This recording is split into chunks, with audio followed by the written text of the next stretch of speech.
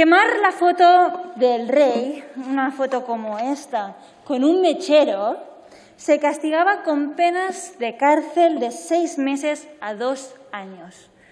Tuvo que llegar al Tribunal Europeo de Derechos Humanos para obligar a la Audiencia Nacional a asumir que estaban vulnerando la libertad de expresión. Para cantar, y cito literalmente, y aviso, cito literalmente, que los Borbones son unos ladrones, se condenó a 1 año de cárcel al rapero mallorquí Valtònyc, que ahora lleva 3 años en el exilio por expresar simplemente su opinión en una canción.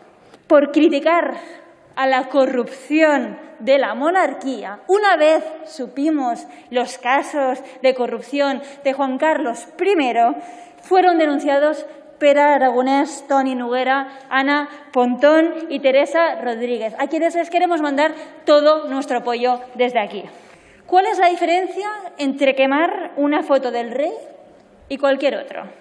La diferencia está en la concepción medieval que tienen ustedes de la monarquía.